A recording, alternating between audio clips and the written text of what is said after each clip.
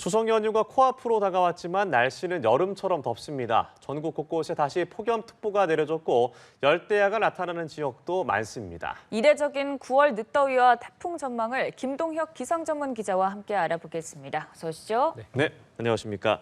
자, 9월이 시작하면서 날이 좀 풀리나 싶었는데 다시 덥고 습한 날씨가 이어지고 있습니다. 열대야도 다시 시작됐다고요? 예, 서울의 열대야도 7월, 8월까지 이제 계속 진행이 되다가 이후에 이제 가을 들어와가지고 내륙 지역에서의 열대야는 사라지는 모습을 보였는데 네. 지난 밤 사이에 다시 또 서울에서 열대야가 나타나게 됐습니다. 서울의 최저 기온이 25.6도를 기록하게 됐는데요. 어제 아무래도 낮 기온이 33도, 34도까지 올랐다 보니까 밤 사이에 기온이 좀 떨어지는 그 속도가 좀 더디게 떨어지면서 열대야가 나타났다고 보시면 되겠고 청주라든지 대전 지역들 그래서 일부 중부의 내륙 지역에서도 다시 열대야가 나타나는 모습을 보였습니다. 9월 달 들어가지고 주로 이제 제주라든지 남부 해안가 지방을 중심으로 열대야가 이제 계속 이어졌는데 이례적인 이제 9월에 밤더위가 다시 내륙에서도 시작됐다고 보시면 될 것 같고요. 서울에서는 가장 이 늦었던 열대야가 1935년에 나타났던 9월 8일이었습니다. 네. 지금 밤사이에 열대야가 나타났다고 말씀을 드렸죠. 이제 어젯밤으로 기록이 될 텐데 9월 9일 밤더위니까요. 우리가 서울에서 기상 관측이 1907년부터 시작하게 됐으니까 118년 기상 관측사상 이제 서울에서는 가장 늦은 열대야로 네. 이제 기록이 되게 됐습니다. 그 밖에도 많은 지역들, 특히 이제 제주 같은 경우는 네 군데에서 기상 관측을 하게 되거든요. 그래서 제주시, 고산, 성산, 서귀포, 그래서 제주의 북부와 남부, 서부 그리고 이제 동부 각각 이제 관측을 하게 되는데 지난 밤 사이에 제주의 네 군데 해안가 모두에서 열대야가 나타나게 됐고요. 지금 제주에서도 역시 지역 관측사상 가장 심한 열대야가 계속해서 제주 네 군데 모든 기상 관측소에서 기록이 되면서 어쨌든 지난 여름에 우리가 이제 열대야로 굉장히 고생을 하지 않았습니까? 네. 지금 9월 초순까지도 밤더위가 이어지고 있습니다. 전국 곳곳에 폭염특보도 발효가 됐었는데 사실 지금 시기를 생각해 보면 9월에다가 이제 추석이 얼마 남지 않았잖아요. 그런데도 이런 게 좀 생경한 것 같습니다. 예, 말씀해 주신 대로 사실 9월 초순에 폭염특보가 내려진 적이 그렇게 많지는 않습니다. 네. 네, 그래서 폭염특보를 이제 기상청에서 운영을 가동한 이후에 아마 한 5번째, 4번째 이 정도일 그래요? 정도로 9월 달에 폭염특보는 굉장히 이례적인 어떤 늦더위라고 보시면 되겠고 특히 지금 전남의 곡성과 구례 지역, 전남의 의령과 진주 지역에 폭염경보가 내려져 있거든요. 우리가 지금 폭염경보에서 짙은 보라색으로 표시된 이 지역들은 폭염경보 지역의 체감온도가 35도를 웃도는 지역입니다. 네. 그냥 이제 낮 기온이 35도를 웃도는 지역이라고 보시면 될 것 같은데 9월 달에 우리가 지금 역대 폭염 경보가 내려진 경우는 처음이라고 보시면 되겠습니다. 그래서 체감온도 기준으로 이 기상청에서 2020년부터 폭염특보를 운영하고 있는데 경보가 내려진 적은 9월 달에 단 한 번도 없었고요. 낮 기온 33도, 35도 기준으로 본다 하더라도 2010년 이후에 폭염 경보가 처음으로 내려진 거니까요. 어쨌든 열대야에 이어서 낮의 폭염 역시도 이제 굉장하다고 볼 수 있겠습니다. 이 서울에서는 어제 낮 기온이 34.1도 기록하게 되면서 말씀드린 대로 1907년부터 기상 관측을 시작하게 됐는데 역대 두 번째 더위라고 보시면 될 것 같고요. 내일 또 말씀드리겠습니다만 내일 낮 기온이 35도거든요. 우리가 지금 서울에서 9월 달에 가장 더웠던 기록이 역대 35.1도입니다. 내일 35도가 예보되어 있으니까요. 35.1도를 넘게 되면 내일은 기상 관측사상, 100여 년의 관측사상 가장 더운 9월을 맞이할 것으로 예상이 네. 되고요. 어제 대전이라든지 경기 이천, 강원도의 정선 지역, 청주 지역, 경남 통영, 전남 완도 많은 지역들에서 지역 관측사상 가장 뜨거운 9월을 보냈습니다. 네, 이렇게 절기상 처서, 백로 이런 가을 절기가 지나는데도 좀처럼 가을 날씨가 나타나지 않고 있습니다. 이렇게 이례적인 9월 폭염의 원인을 뭐라고 볼 수 있을까요?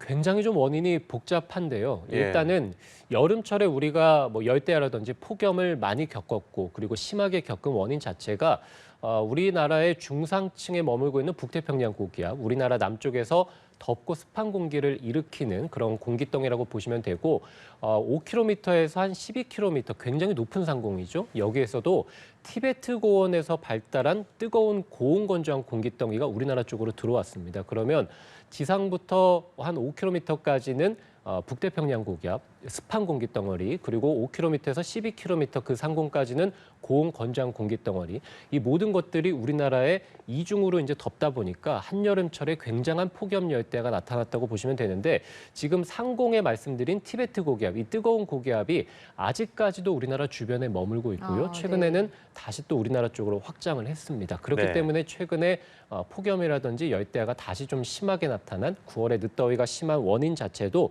이 상공에 버티고 있는 여름철부터 계속 남아있는 이런 티베트 고기압이라고 보시면 될 것 같고요. 여기에다가 남쪽의 제주 남쪽 해상에서 열대 요란이라고 하는 비구름이라고 생각하시면 되는데, 반시계 방향으로 바람을 불러 넣게 됩니다. 이 제주 남쪽에서 반시계 방향으로 우리나라 쪽으로 바람이 들어오게 되니까 우리나라 쪽으로는 남동 쪽으로 바람이 들어오게 됩니다. 바닷가에서 습한 이런 공기덩이가 남동 쪽으로 들어오니까 해안가 지방을 중심으로는 다시 습해졌고요. 이것이 산맥을 넘어서 충청도 그리고 이제 수도권까지 올라오게 되면서 다시 공기덩이가 가열이 되면서 우리가 이제 충청이라든지 주로 이제 수도권 지방을 중심으로 최근에 기온이 좀 높게 오른 원인도 되겠습니다. 여기에다가 낮 시간대에는 주로 바닷가에서 해풍이 불게 되거든요. 해풍은 바닷가에서 육지 쪽으로 바람이 불게 됩니다. 지역적으로. 그렇게 보면 우리가 지금 서해나 남해, 동해 모두가 예년보다 2, 3도가량 바다가 뜨겁거든요. 예. 뜨거운 바다에서 뜨거운 수증기가 예년보다 많겠죠. 이것이 이제 낮 시간 동안에 바람을 타고 해상에서 육지 쪽으로 들어오니까 주로 최근에 나타나는 폭염 자체도 서쪽 지방들 그리고 해안가 지방들, 해안가와 인접한 도심 지역들에서 열대야가 심한 원인도 됩니다. 그래서 지금 말씀드린 굉장히 많은 이 원인들이 복합적으로 나타나면서 지금 9월에 이례적인 폭염 열대야를 일으키고 있습니다. 네, 그럼에도 불구하고 9월에 막 35도 이런 얘기를 하니까 일각에서는 이게 결국에는 기후변화 때문 아니냐, 온난화의 영향인 것 아니냐는 얘기도 있는 것 같습니다. 예, 뭐 그렇게 볼 수밖에 없겠죠. 우리가 온난화 자체가 이제 기온이 올라가는 현상이 있죠. 과거에보다 기온이 훨씬 더 많이 올라서 우리가 어떤 피해를 겪게 되고, 이렇다 보면 이것이 이제 온난화의 원인일 이제 1순위로 꼽을 수밖에 없다고 보여지고요. 뭐 기온이 오른다는 것은 육지의 기온만 오르는 것이 아니라 바다의 온도도 같이 오르게 되고요. 우리가 바다는 굉장히 천천히 뜨겁게 달궈져서 늦게까지 식지 않게 되거든요. 그래서 육지 같은 경우는 8월 달부터 서서히 기온이 떨어지게 됩니다만, 바다 같은 경우는 9월 달에 최고 기온을 기록하게 됩니다. 지금이 9월 달이죠. 그래서 한반도 주변의 바다의 온도가 지금도 굉장히 뜨겁고요. 네. 조금 전에 뭐 여름철의 폭염 그리고 9월 달에 이례적인 열대야 폭염을 만든 원인도 상공의 뜨거운 고기압이 아직 남아있다고 했죠. 그 상공의 뜨거운 고기압이 티베트 고기압인데, 지금 그래픽에 보시는 저 티베트 고기압의 세력이 네. 역대 가장 강합니다. 아. 저 뜨거운 고기압이 중국 쪽 티베트 쪽에서 우리나라 쪽으로 상공으로 넘어오게 되는데, 그런 본다면 우리나라만 뜨거운 게 아니라 티베트를 포함한 중국 쪽에서도 굉장히 그러네요. 뜨거운 고기압으로 인해서 폭염을 겪고 있거든요. 그래서 우리나라의 어떤 온난화 경향뿐만 아니라 전 세계적으로 사실 뭐 북미라든지 유럽이라든지 많은 지역들에서 폭염 열대야를 겪는 원인 자체도 아무래도 지구온난화가 가장 큰 원인이지 않을까 싶습니다. 네, 일단 당장 이번 주말부터 추석 연휴가 시작이 됩니다. 이런 더위 언제까지 이어질까요? 이 더위의 어떤 기준을 폭염과 또는 이제 예년보다 더운 날씨로 나눠서 좀 생각을 해봐야 될 것 같은데요. 예. 지금 어제 기온이 34도, 35도, 역대 가장 뜨거운 그런 한여름철에 못지않은 그런 폭염 열대야가 나타나게 됐죠. 전국적인 폭염특보 굉장히 이례적이라고 말씀드렸는데, 내일 서울 기온이 35도까지 오르거든요. 예. 어제 오늘보다 내일이 이제 더 뜨겁습니다. 그래서 지금 네. 지도 그래픽 통해 보시면 내일 수요일에 서울이 35도니까 굉장히 뜨겁다가 목요일에 전국적으로 비가 내릴 것으로 보입니다. 지금 우리 제주 남쪽 해상에서 열대 요란으로 인해서 남쪽에서 뜨겁고 습한 수증기들이 우리나라 쪽으로 들어온다고 말씀을 드렸죠. 이 열대 요란 비구름이 우리나라에 이제 목요일부터 영향을 줄 것으로 보이거든요. 비구름이 유입이 되면서 목요일과 금요일에 뭐 전국 많은 지역에서 최대한 60mm가량 많은 비가 내릴 것으로 보이기 때문에 서울의 기온만 놓고 보면 목요일과 금요일은 30도까지 떨어집니다. 그러면 폭염특보가 해제가 됩니다. 그래서 지금 전국적으로 내려져 있는 이례적인 폭염특보가 목요일과 금요일에는 추석 연휴 전날이죠. 이제 다 해제가 될 것으로 예상이 되기 때문에 지금의 극심한 폭염은 일단은 수요일까지, 내일까지 이어진다고 보시면 되겠고, 목요일부터는 폭염특보가 대부분 해제가 된다. 네. 그러면 이 폭염 열대야가 끝나게 되면 더위가 완전히 가시는 거냐? 그렇지는 않습니다. 우리가 9월 중순의 과거를 생각해 보면 북쪽에서 차가운 공기들이 많이 내려와서 아침 저녁으로 뭐 선선한 가을 바람을 우리가 좀 느끼게 되거든요. 물론 낮 시간대에도 9월 달에는 뭐 30도 안팎 정도를 기록하게 됩니다만, 다만 지금 추석 연휴인 주말부터 해서도 낮 기온이 서울에서 29도, 30도, 남부지방 같은 경우는 뭐 32도, 33도까지 오를 것으로 예상이 되기 때문에 폭염특보가 해제되는 지역은 많더라도 추석 연휴에도 예년보다는 어쨌든 더운 추석을 우리가 이제 맞이할 가능성은 높다고 보여집니다. 네, 알겠습니다. 태풍 소식도 좀 얘기를 해볼 텐데 최근에 11호 태풍 야기가 중국과 베트남에 상륙하면서 좀 많은 피해를 낳았잖아요. 현재 영상을 보면 위력이 상당했습니다. 최근에 태풍들이 좀 이렇게 세력이 강한 이유는 뭐라고 봐야 될까요? 예, 역시 말씀드린 대로 우리나라의 열대야를 강하게 일으키는 그런 뜨거운 바다가 가장 큰 원인이라고 보시면 되겠습니다. 네. 태풍 같은 경우는 바다를 지나서 이제 육지 쪽으로 들어와서 우리 사람이 살고 있는 그런 내륙에 큰 피해를 안기는 그런 기상 현상이죠. 기상 현상 중에서 어떻게 보면 이제 가장 위력이 강한 그런 세력이라고 보시면 될 것 같은데, 이 태풍이 지금 한반도 주변 또는 동아시아 바다를 지나면서 세력이 약화하는 것이 아니라 계속해서 발달을 해서 슈퍼 태풍의 네. 모습까지 보이고 있습니다. 그래서 최근에 뭐 필리핀이라든지 중국 남부 지역, 베트남으로 들어간 이 11호 태풍 야기 같은 경우가 뭐 초속 거의 60m에 달하는, 그래서 굉장히 강한 세력으로 계속해서 여러 나라들을 지나가면서 큰 피해를 안겼습니다. 베트남에서는 상륙한 태풍들 중에서는 30년 새에 가장 강한 태풍으로 베트남에 들어가면서 지금 현지 시간 9일 기준으로 보면 49명이 사망하고 22명이 실종될 정도로 인명피해가 좀 크게 발생하고 있고요.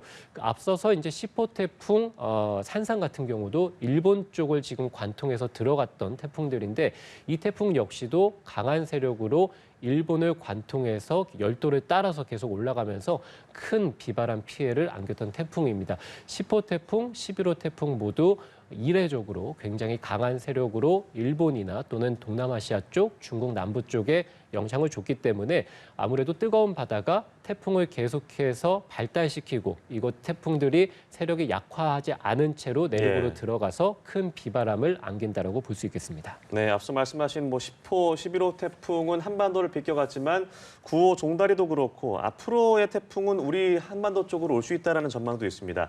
앞으로 가을 태풍 예측은 어떻습니까? 예, 지금 이 한반도 남쪽에서 열대 요란, 뭐 태풍의 씨앗이라고 보시면 될 것 같은데, 이것들이 계속해서 발생을 하고 있습니다. 역시 뜨거운 바다에서 태풍의 전 단계인 기상 현상들이 발생을 하고 있다고 보시면 되겠고, 바다가 뜨거우니까 이 열대 요란들이 태풍으로 계속 이제 발달을 하겠죠. 실제적으로 지금 그래픽에 보시는 28호 열대 저압부, 태풍의 바로 직전 단계라고 보시면 됩니다. 네. 열대 저압부에서 풍속이 초속 17m를 넘게 되면 이제 태풍으로 발달을 네. 하게 되고요. 내일 새벽쯤에 지금 저 열대 저압부가 13호 태풍 버빙카로 발달을 할 것으로 예상이 됩니다. 지금 괌 해상 쪽에 머물고 있는데, 지금 예상대로라면 이번 주말쯤에 일본 오키나와 해상까지는 올라올 것으로 보이고요. 이후의 진로는 아직까지는 변동성이 굉장히 큰 상황입니다. 그래서 일본 오키나와는 우리나라와도 굉장히 가깝기 때문에 이 태풍이 우리나라 근처까지 올라오지 않고 중국 쪽으로 들어간다 하더라도 태풍의 세력이 강하다면 제주 남쪽 해상을 중심으로는 이 태풍의 직간접적인 영향을 받을 것으로 보이고요. 이 태풍이 일본 오키나와 쪽에 접근하는 시기가 주말쯤이라고 말씀을 드렸죠. 우리 이제 추석 연휴에 해당이 될 텐데요. 태풍이 우리나라 쪽으로 오지 않더라도 태풍도 반시계 쪽으로 바람을 일으키게 되거든요. 네. 우리나라 남쪽에서 반시계 쪽으로, 반시계 방향으로 바람이 올라가게 되면 바로 우리나라입니다. 그래서 이 열대 지방의 뜨겁고 습한 수증기들이 이 태풍으로 인해서 다시 또 우리나라 쪽으로 들어오게 된다면 네. 제가 추석 연휴 기간에 뭐 낮 기온이 30도 안팎 정도, 남부 지방이 32, 3도라고 말씀을 드렸는데, 제가 말씀드린 그 더위보다 폭염 수준의 더위가 아니라고 말씀을 드렸습니다만 이 태풍으로 인해서 굉장히 뜨겁고 습한 수증기들이 다시 들어오게 된다면 추석 연휴 기간에 우리는 한여름철에 겪었던 그런 습한 폭염을 다시 한번 겪을 가능성도 있겠습니다. 그래서 이 태풍이 우리나라에 직접적으로 영향을 주지 않더라도 간접적인 습한 폭염을 다시 일으킬 가능성은 여전히 남아 있습니다. 네, 일단 당장 내일까지는 무더위가 지속될 것 같습니다. 지금까지 김동혁 기상전문 기자와 함께했습니다. 고맙습니다. 고맙습니다.